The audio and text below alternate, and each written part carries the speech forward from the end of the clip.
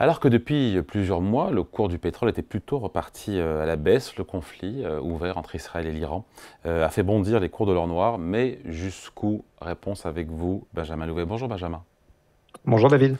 directeur des gestions matières premières chez Ophi Invest AM.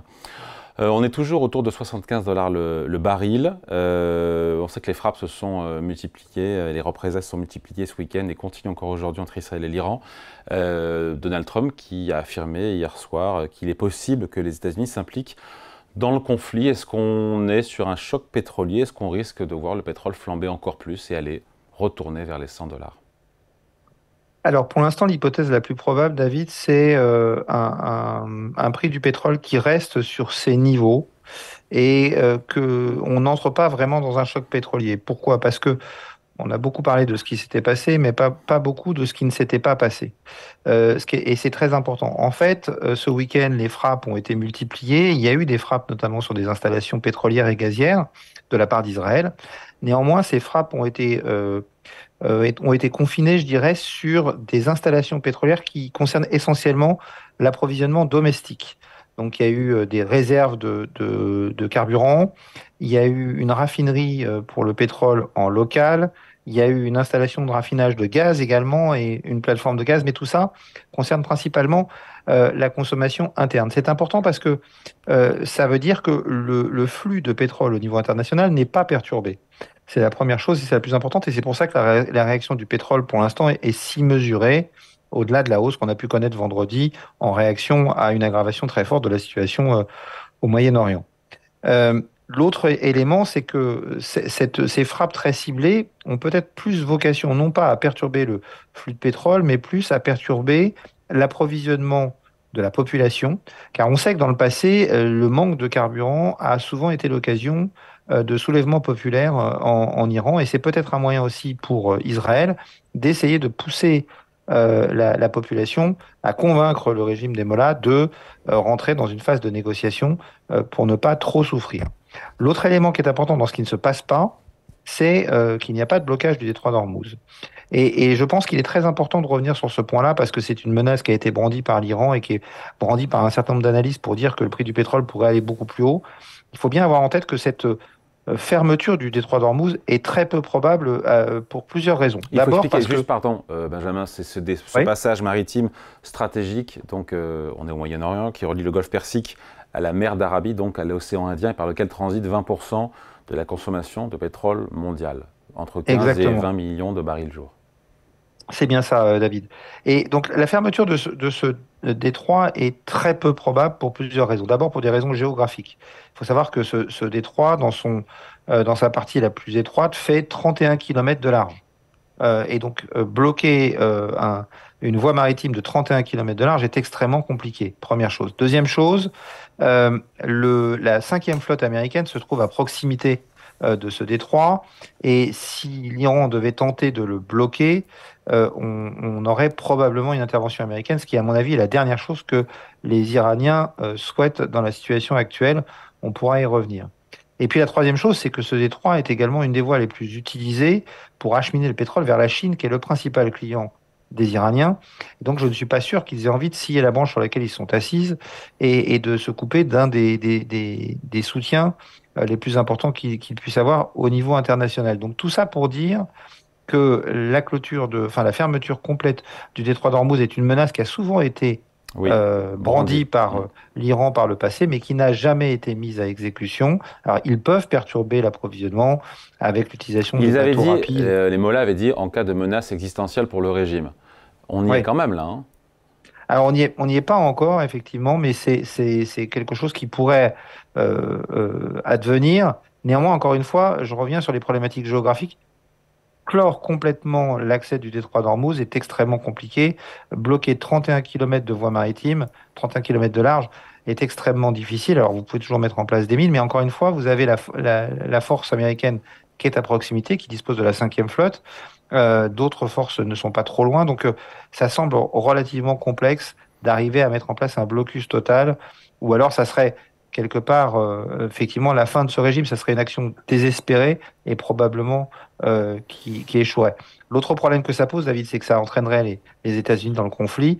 Et il faut bien avoir en tête une chose, c'est que les États-Unis sont aujourd'hui les seuls qui disposent d'armes qui manquent aujourd'hui à Israël pour pouvoir frapper de façon extrêmement forte et définitive les installations nucléaires iraniennes. Il faut savoir qu'un certain nombre des installations nucléaires dont ils disposent sont situées en souterrain, sous des couches de béton très épaisses, et que pour pouvoir percer ces couches de béton, il faut des bombes spécifiques dont seuls les Américains disposent aujourd'hui, dans les alliés en tout cas d'Israël. Donc ça serait une erreur probablement stratégique de la part de l'Iran d'aller dans cette voie-là. Donc ça serait probablement une action de dernier recours et une action désespérée.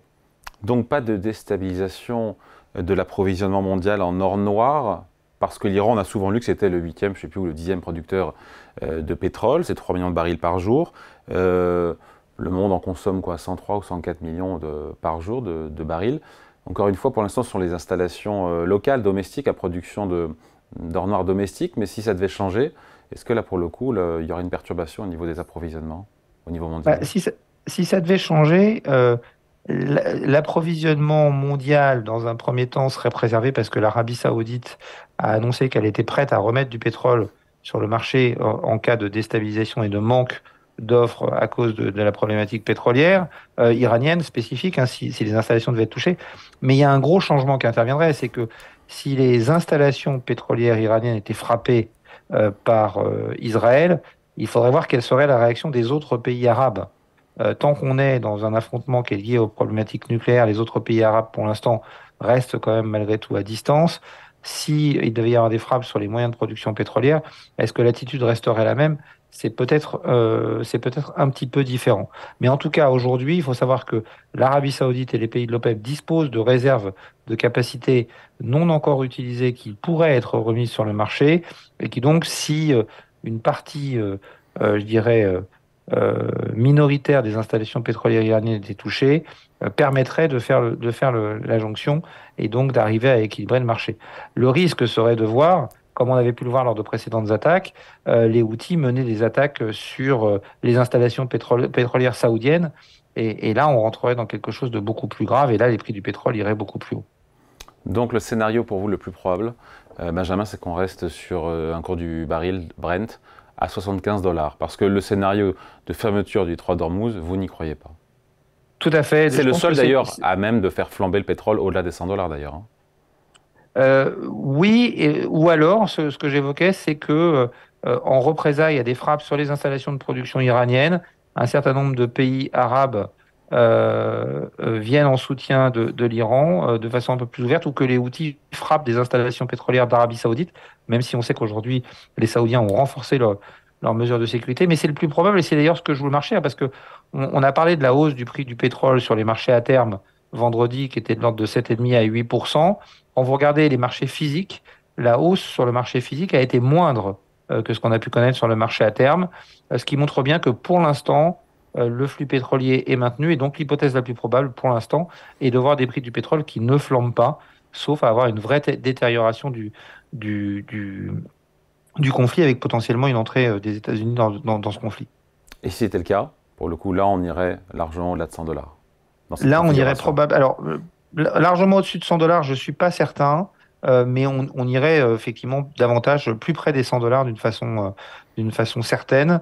Après, il faudrait voir la capacité des autres pays à réagir. Encore une fois, je vous dis aujourd'hui, il y a des réserves. Et donc, il faudrait voir pour combien de temps là, on est dans la politique fiction. Pour combien de temps ces installations sont arrêtées? Est-ce que ça entraîne un changement du régime iranien? Ce qui pourrait entraîner un retour avec des aides de pays étrangers, notamment des États-Unis, des aides techniques.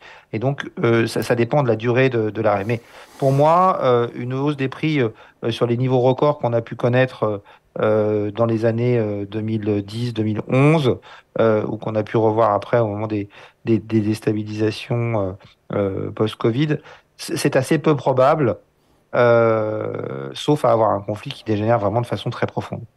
En tout cas, avec un pétrole à 75 dollars le baril, il faut s'attendre, pendant qu'il dit, à une hausse quasi certaine des prix à la pompe. Pardon de parler de ça, mais c'est notre portefeuille et notre porte-monnaie à tous. C'est le président de l'Union française des industries pétrolières qui a dit ça ce week-end, avec une hausse des prix à la pompe de 4 à 5 centimes dans les prochains jours. C'est inéluctable.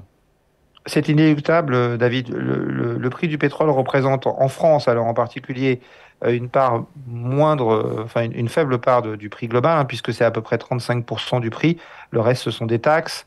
Donc, vous prenez la hausse vous en prenez 35% et ça impacte le prix du pétrole. Aujourd'hui, on a un système de distribution du pétrole qui est beaucoup plus court qu'auparavant, avec les distributions qui sont faites beaucoup par des chaînes de distribution, notamment les supermarchés. Et tout ça entraîne des cycles beaucoup plus courts. Donc, la transmission de la hausse des prix se fait en quelques jours, on va dire de l'ordre d'une dizaine de jours. Donc, oui, il y a une probable hausse qui devrait intervenir sur le prix à la pompe dans les jours qui viennent, juste avant l'été. Allez, merci beaucoup. Explication décryptage signé Benjamin Louvet, directeur de gestion en matières premières chez Ophi Invest AM. Merci Benjamin. Merci David, bonne journée.